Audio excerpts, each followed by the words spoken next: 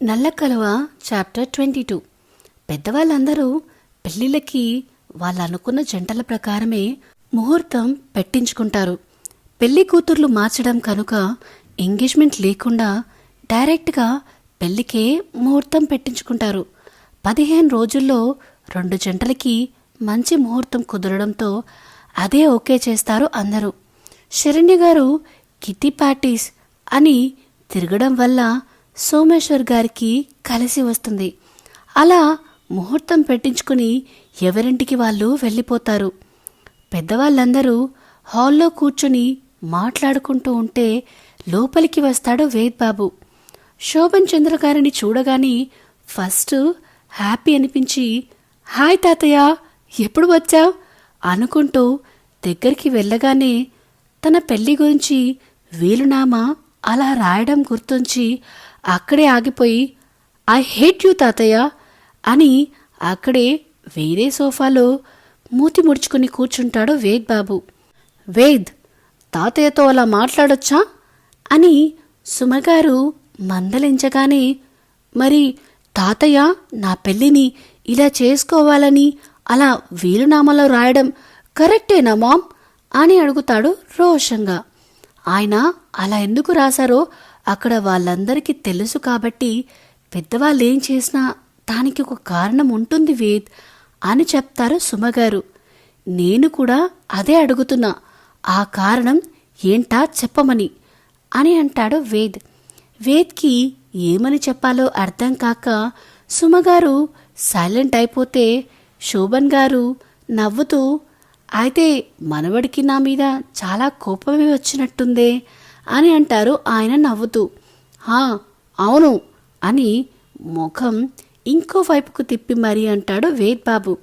శోభన్ గారు వేద్ పక్కకి వచ్చి, నువ్వు పెళ్లి చేసుకుని ఒక మునిమనవన్ని నా చేతిలో పెట్టిన వెంటనే నీకు కారణం చెప్తాను అంటారు ఆయన నవ్వుతూ. ఆయన వైపు విచిత్రంగా చూస్తూ, ఏంటేంటి, ముని మనవడు పుట్టాక చెప్తారా? అప్పుడు చెప్పినా నాకు ఉపయోగం ఏముంది? అయినా నేను పెళ్ళినే తప్పక చేసుకుంటున్నాను, ఇప్పుడప్పుడే పిల్లల్ని కంటాను అని ఆశలు పెట్టుకుని నా మైండ్ తిన్నారే అనుకోండి, అప్పుడు చెప్తా మీ పని అని వార్నింగ్ ఇస్తాడు వాళ్ళకి. పిల్లలు ఆ భగవంతుడు ఎప్పుడనుకుంటే అప్పుడు ఇస్తాడు, నువ్వో నేనో అనుకుంటే కాదని శోభన్ చంద్ర గారు అనగానే అబ్బా అన్న లుక్ ఇస్తాడు వేద్ బాబు. సరే, నీకో గుడ్ న్యూస్, నీ పెళ్లికి ముహూర్తం పెట్టించాము అని చెప్తారు ఆయన. అవునా, ఎప్పుడు? నాది విశ్వది ఇద్దరిది ఒకే రోజు కదా అని తన పెళ్లి మీద ఇంట్రెస్ట్ కన్నా విశ్వ పెళ్లి మీద ఉన్న ఇంట్రెస్ట్తో అడుగుతాడు మన బాబు. ఇద్దరిది ఒకే రోజు ఒకే ముహూర్తం అని డేట్ చెప్తారు ప్రకాష్ గారు.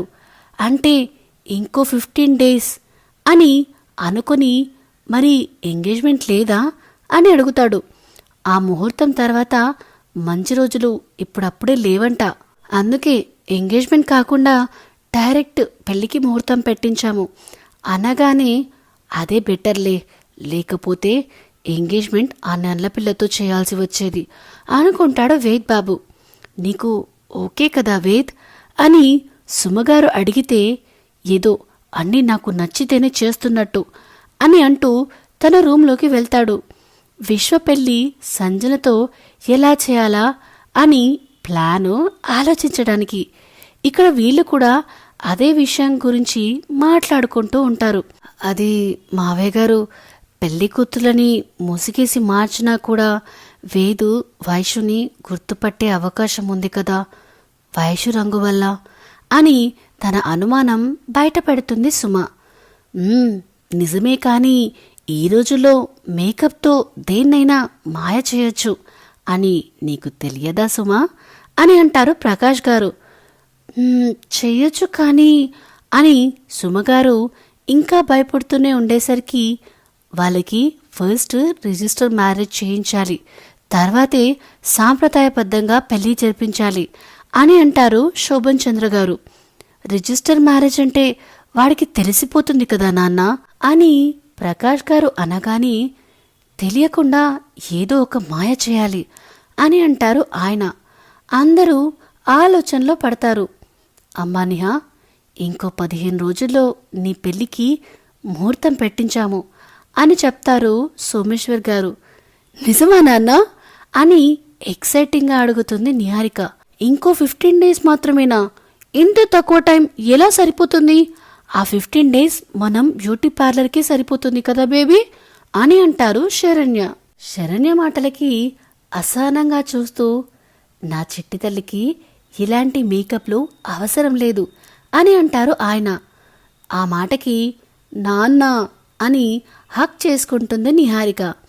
నిహారిక తల నిమురుతూ, రేపు పెళ్ళి అయ్యాక ఈ నాన్నని క్షమిస్తావా తల్లి అని మనసులో అనుకుంటారు ఆయన. అలా వాళ్ళని చూసి మూతి తిప్పుకుంటూ లిప్స్టిక్ రాసుకోవడం శరణ్య వంత అవుతుంది. సో ఇదేనండి నల్ల కలువ 22nd చాప్టర్. ఎవరి ప్లాన్స్లో వాళ్ళున్నారు. అసలు నిహారిక రియాక్షన్ ఎలా ఉంటుంది ఈ పెళ్ళయ్యాక తెలుసుకోవాలనుందా? అయితే వేచి చూడాల్సిందే. ముందుగా ఈ వీడియో కనుక మీకు నచ్చినట్టయితే please like, share and comment చేయండి.